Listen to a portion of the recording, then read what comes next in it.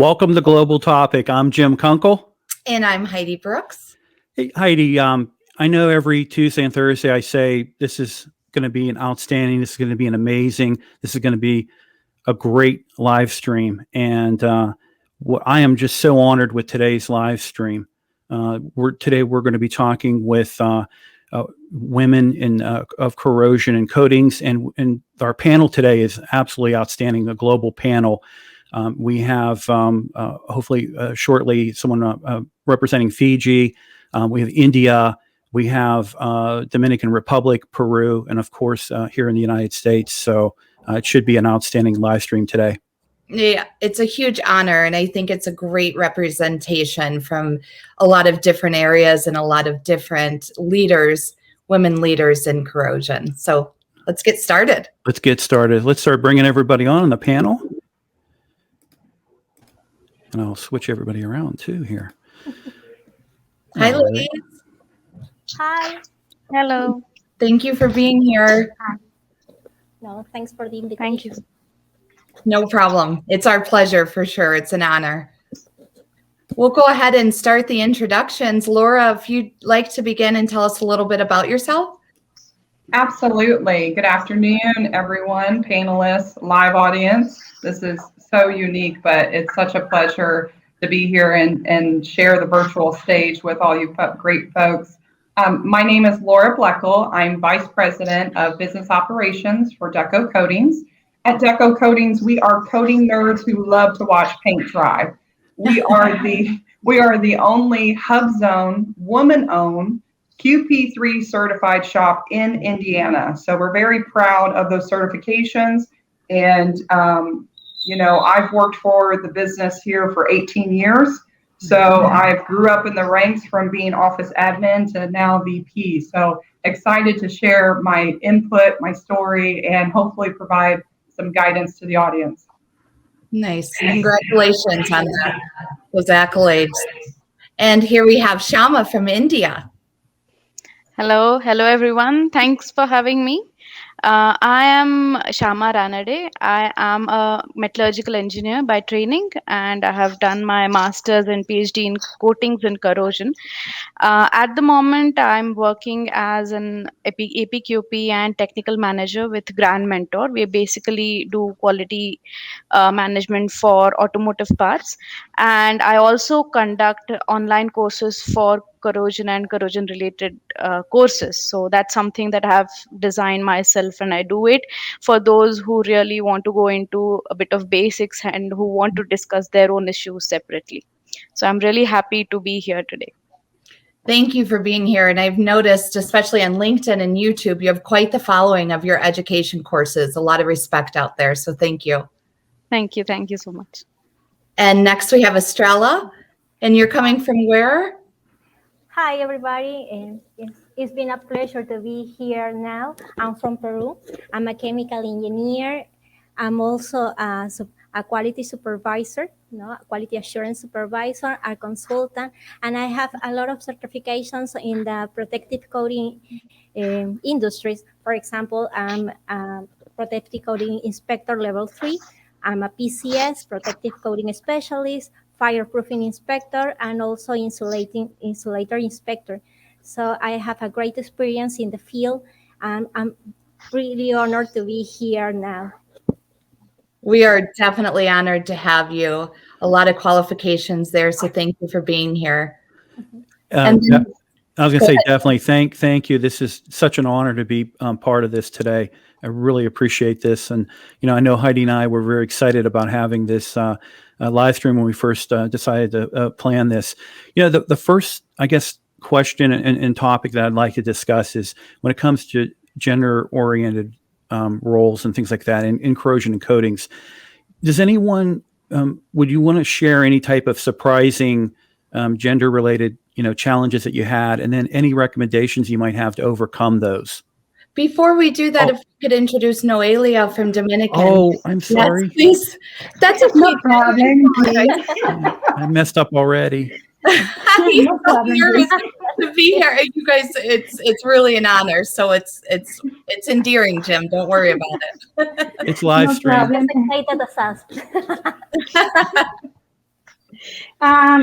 Thank you for inviting me. I'm Noelia Diaz. I'm from Dominican Republic. I'm a chemical engineer, and my work is like reliability and corrosion control general supervisor in Barrio Pueblo Viejo. It's a gold open pit mining in Dominican Republic. I have almost 14 years in mining experiences and around 10 years in working in corrosion related in chemical product, in inspection, coatings. I have different certification in inspection like CIP level 2, insulator, and as well piping inspector. And I'm here, so thank you so much again. We're glad to have you. Sorry about that, everybody. It is live stream, so we make mistakes. I think, Jim, you were just giving us our first surprise roadblock with that question, weren't you? Definitely. Everybody keep looking what? Yeah, right. But Go you know, ahead, Tim, with the... I was going to say, if there, you know, if there's anything you related to any type of gender related roadblocks that you would, you know, want to share, and then obviously how you overcame those situations, or recommendations you might have.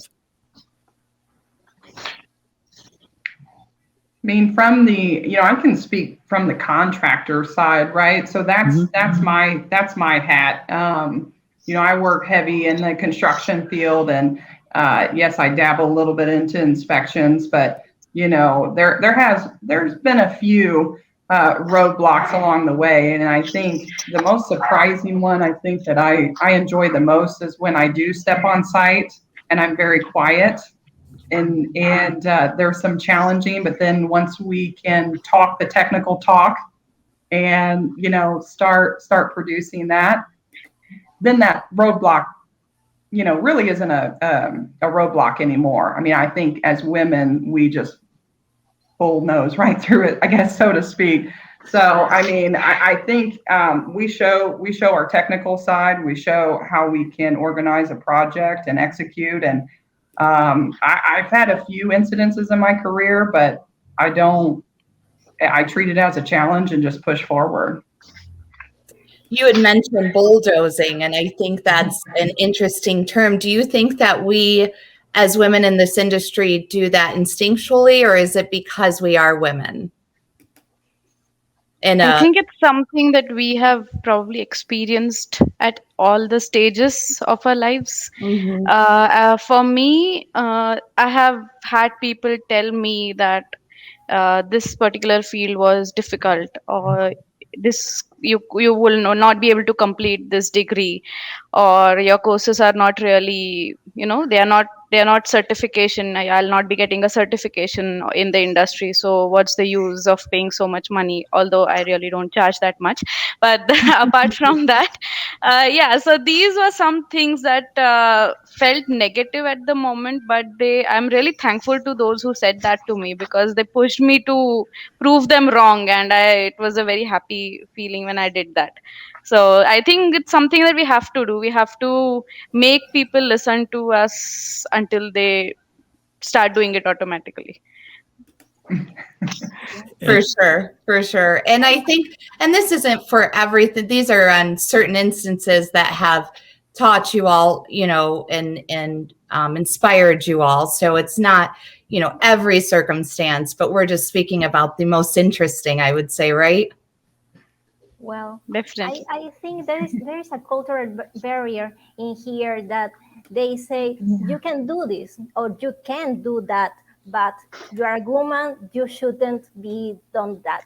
And I think that is more than I don't need to prove anything. I'm just technical like everybody else. I study like everybody else, so I have the right to set it. To perform myself, to perform my work in order not to show something to someone, just to be myself. So I get the respect for every friend or colleagues in my work, and that's just that. No? Mm-hmm. If you can show that you are professional, you are capable, so anything that is going to you can be a stimulus to reinvent yourself and be better. I mean, you don't need to let those negative energy affecting you.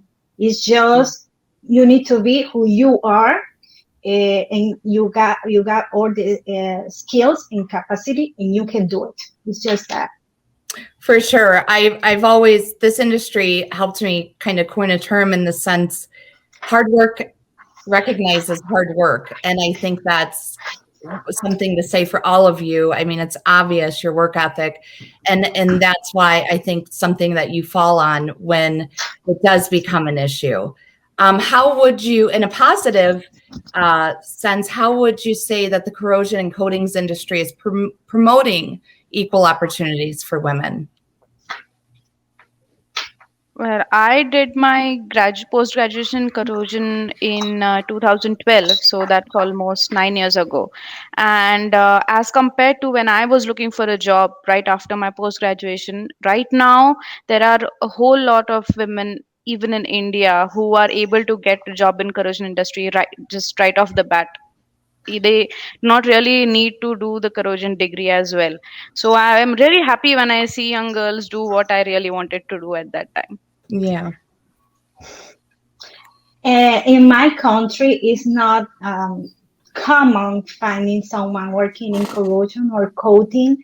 This is something is not as much development in this country, but sometimes you find, some difficulties to try to get some kind of job because this is a main wall, and to get it, it's a lot of things or barrier that you have to calm down in the way that you can get it.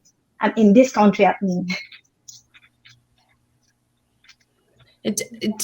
Laura or Estrella, do you two have any certain instances that you've recognized, especially in recent months, where the coatings and corrosion industry is promoting equal opportunities with women a little more? I know last month was Women in Corrosion or Women's History Month. And I think I've experienced a few things where they're being a little bit more proactive, I would say, the industry, and promoting women's equal opportunities. Do you have any certain instances? Nowadays, there is more opportunities for women than before. So it's really, I'm really proud of it, because in my country that would be very difficult to see any woman to dictating a course, for example, or leading some areas, but now they do. So I'm very proud of it.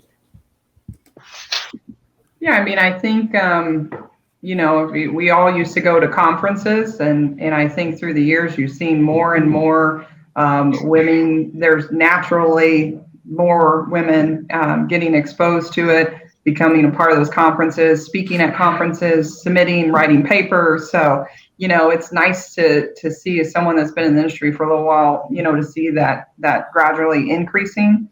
I think as women, we have to continue to promote ourselves, but I hope at one point we don't have to say women in coatings or corrosion. We're just very technical, good people that do what we do. So as much as I love the spotlight, I hope and wish that one point we won't have this kind of group, even though I love this group, don't get me wrong.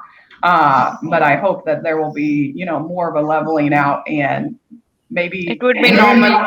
Maybe men in coatings would be the minority, but I would love that. And I agree with you. Thank you for sharing that almost right off the bat. I agree. And we'll take a minute to introduce, I think, Payal, you're on mute. Hi, ladies. Hi. There we Thank go. you for being here. Hi. Will you Sorry, tell I us had a little, been, introduce yourself and give us a background? Yes, absolutely. I'm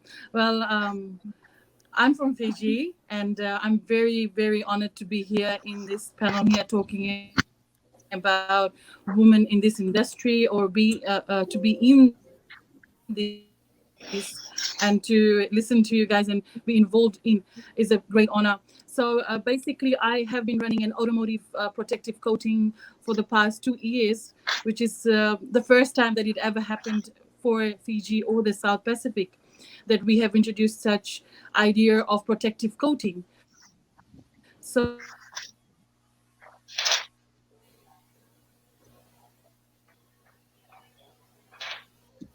the company that I think we lost just to our small islands and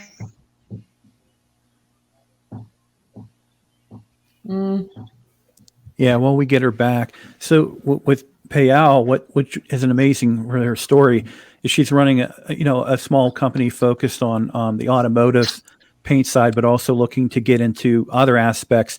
And then we became introduced with each other a couple of weeks ago, and she's actually in the process now of trying to start a corrosion association and coatings association that's focused on the challenges with Fiji and also other surrounding island nations, which, a lot of times, we really don't realize when we think about it, corrosion and coating challenges, it's a global challenge for everybody. So ladies, what would you recommend for more inclusive, or are there any recommendations to improve the culture for women in the coatings and corrosion industry? I will say I can tell that that you all, and I like that, don't think about it a lot, like you bulldoze, quote unquote, right through it. So I can understand if you don't think about it off the top of your head, but thinking of it in the sense of the younger women, like Shyama had mentioned, seeing more of them, what would you recommend for them as far as being more inclusive by the time, they're becoming leaders? What would you recommend to improve the culture for them? I think I just remember something that I read a few days ago, that women researchers don't tend to publicize what they have published in the paper. So they don't tell that I have published this paper, or even if they have good results, they will not go and write the papers. So I think that's what really women need to do in this field. They need to tell what they know, because fortunately for me, I have had good bosses who gave me opportunity to talk and express my ideas. But even when you have good bosses, I have had juniors who did not really speak out, and I had to tell them to go and express their ideas. So I think that's something that they need to do. They should be brave. Even if they are wrong, they should be brave enough to say that, okay, I was really wrong and I made a mistake. That's fine. But you should at least go on and express your ideas rather than be scared that what will they think of me. I think that's really important. I agree. That's good advice. Yeah. I'm agreed with Shyama, because you can't stop at the first no you heard. You need to go on, and of course to be strong enough to tell everybody what you are doing and why you are doing this, why you are telling this technical advice, because everybody sees you so fragile, so kind, or so smiley, and they think that you don't know anything, but it's wrong. You know everything, and you know it well. So be strong enough to tell your ideas to the world. I love this. I completely agree. This is great advice. Well, and just to piggyback off of that, I think we've got to learn to ask questions and speak up, and don't be intimidated because you're the only female in the room. I think probably all of us have had that one part, whether in our younger career or whether now, that you have those reservations when you're sitting in those tables sometimes, especially when it comes to the inspector side, right? We're gonna kindly say that, are you sure you want to do it that way? So I think we do have to ask those questions and don't be intimidated by the environment that's in front of us. And I think in my younger career, I was very intimidated, lacked the confidence. But once I got through the training, speaking to other women in the industry, and I wish that there were bigger pipelines to funnel in, young minds into this career. And I just don't know how that can be done. But, they don't tell you when you're going up through school that, hey, you can check this off as a career. And there's so many opportunities in this industry. It's not just being an applicator, an inspector. Our industries need marketing. We need, there's other opportunities here. And I think they just, were just never really talked about. They don't make coding sexy enough, as I like to say it. So, yeah, I was going to say, I mean, if you think about it, all of us, when we were growing up, we didn't say, I'm going to work in corrosion, I'm going to work in coatings. We wind up in the industry, and really talking about the industry. And Heidi, I apologize if you might have already asked this question. Is the industry, both on the corrosion side and the coating side, is the industry doing enough to promote women and also to have leadership when it comes to development in these industries for women in leadership?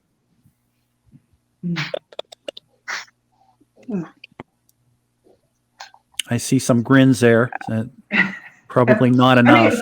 I think it's a good question. I mean, can we all use more women leaders? Yes. Even more just great leaders in general. But that's a tough one, Jim. So I think we're all grinning because our there's what no we're saying straight is answer yes. to that. Yeah. We are all saying a hard yes. So, at SSPC, Legacy SSPC, we had, women in coatings. We had the award. We would have award winners. And there were a lot of initiatives that SSPC was doing. And I know NACE International and obviously AMP is going to have a lot of initiatives too, and has a lot of initiatives. I guess when it comes to the general industry, what recommendations would you have for the industry to really tackle? I'm not saying it's an issue, but it's definitely, listen, you're all facing these challenges. What can be done or what needs to be addressed to really resolve a lot of this? I'll answer based off of their answers just a few minutes ago. I think their advice to younger women was to be courageous, to be brave. I think it's important for the other gender majorities to encourage, like Shyama said, she had a good boss. I think I'll start off by saying I think it's important for men to encourage the women leaders and the hard workers. And when you can tell when usually a leader, especially in women, have it from a very young age. It's just building that self-confidence to present yourself and the information you want to present. So I think for men, especially men that believe in creating opportunities for women, need to be encouraging of their women peers and encouraging them and to speak up, giving them a spot in the room, etc. Mm-hmm. And obviously, I think addressing culture too. There's a lot of cultural changes that have to happen as well, and we're seeing that being addressed now. So, if there's anything related to culture that you would want to talk about, let us know what you think about related to cultural changes that need to happen.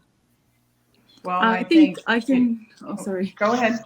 Yeah, Oh, sorry. go ahead. I had some glitches, so I couldn't talk much. I'll just quickly talk about the women and in this field and the organizations that we have here. Most of the very limited ladies that graduate in engineering or are in this field are limited to 2 to 10, and they are always seeking employment or migration opportunities. That's why they do engineering or they're in the field. Because there's not that, our culture is very different. Like I just mentioned that we don't encourage women, or we don't see in the Pacific women being a leader or being in this field of coaching or talking about at a site or taking a quotation or giving their ideas on how it should work. The guys or the society might think we wouldn't know. But I'm proud to say that now, with help of other very relevant organizations, we are working into establishing this in the South Pacific to talk about it more, not just this woman doing corrosion, talking about corrosion and coating, but talking about the effects of it or how we need this now. I think all of you are very in the developed stage where this is already in process, the system is in place. I think we'll be working from the grassroots. We'll be talking about it now. People will be asking us question, what is corrosion? That's now. They're talking about what is coating, what is protective coating.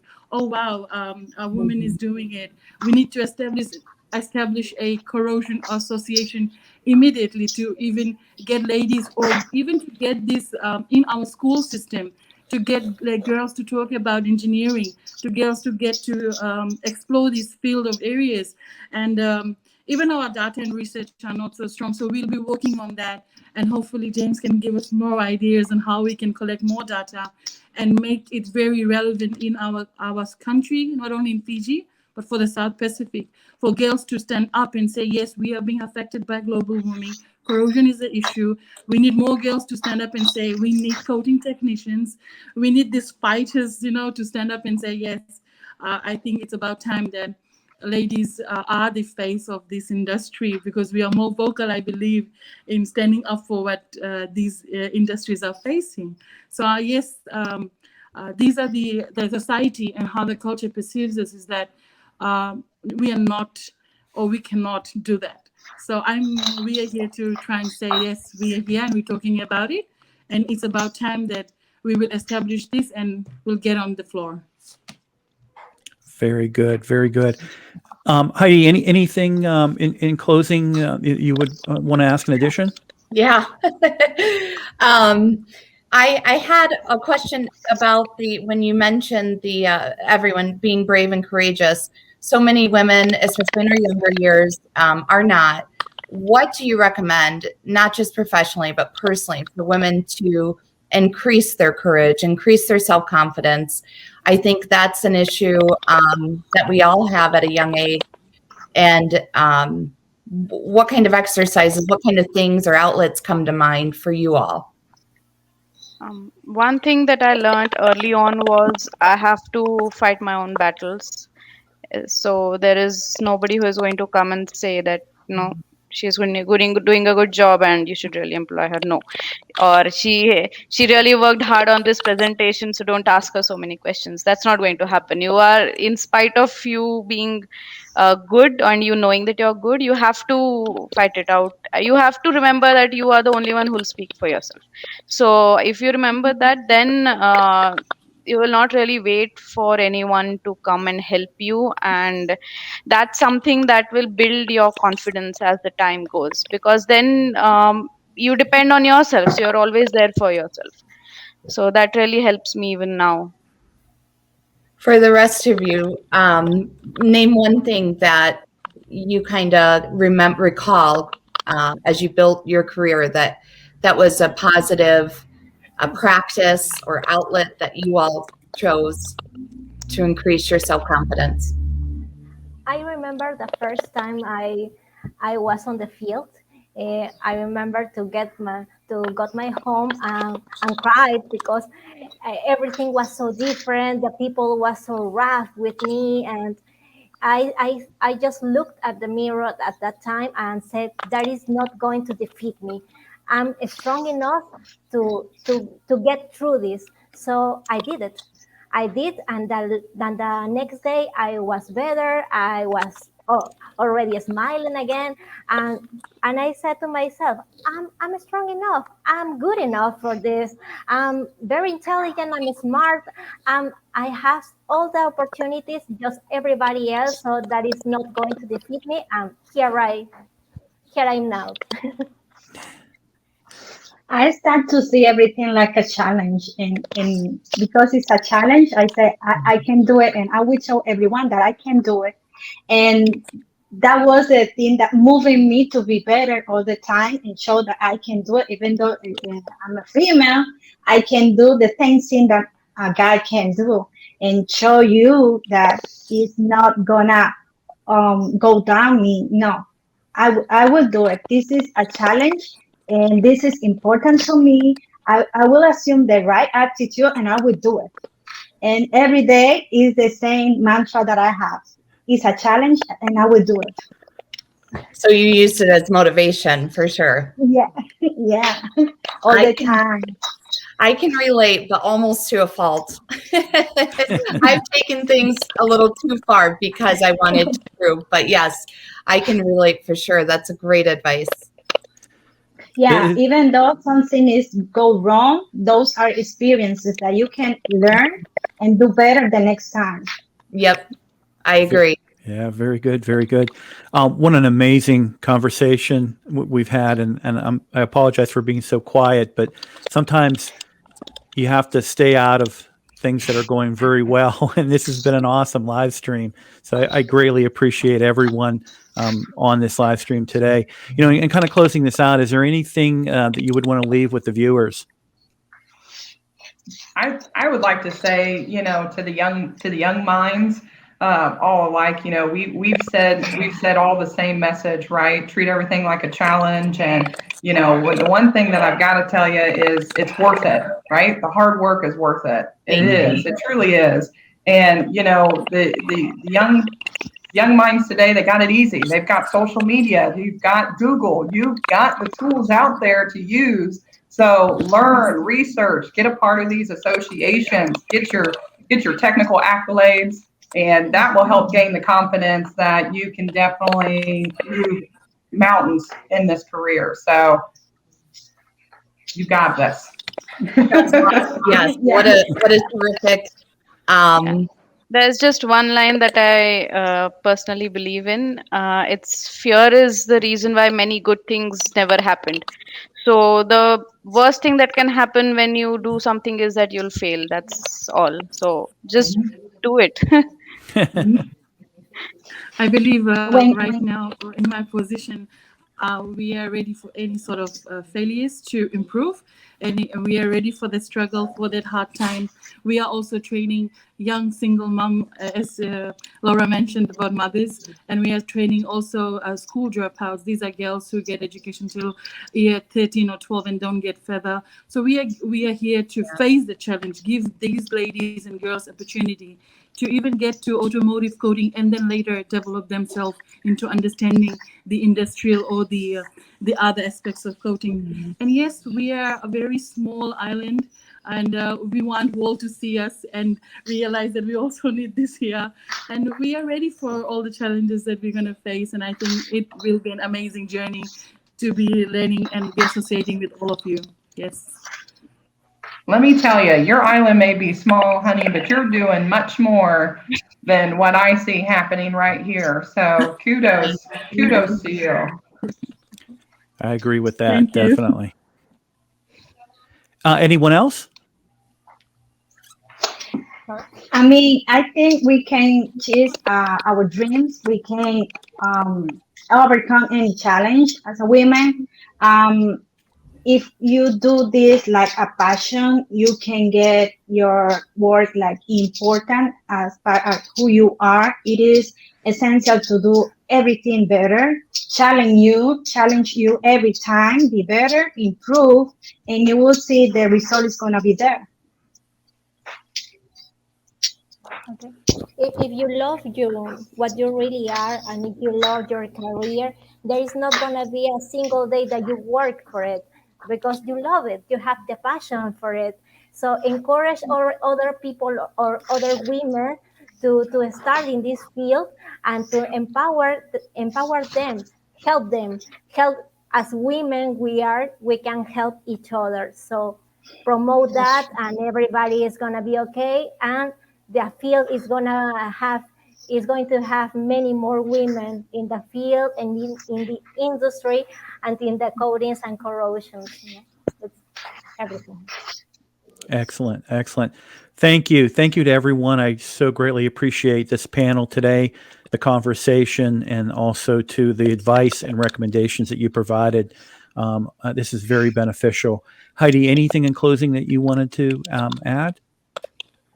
No, just thank you very much. Thank you for scratching the surface of this industry and being proud leaders. And I think that this video, if there's, I'm sure any other women in corrosion in your area, they can reach out to you for any advice in the many different areas. So thank you for that. It's been an honor. Thank you, everyone. Everyone have a great day. Thank you. You too. You too, James. Thank you. Thank you so much. Bye, ladies. Thank you so Bye. Bye. Buenas tardes. much. Ya nos estamos viendo. Muchas gracias.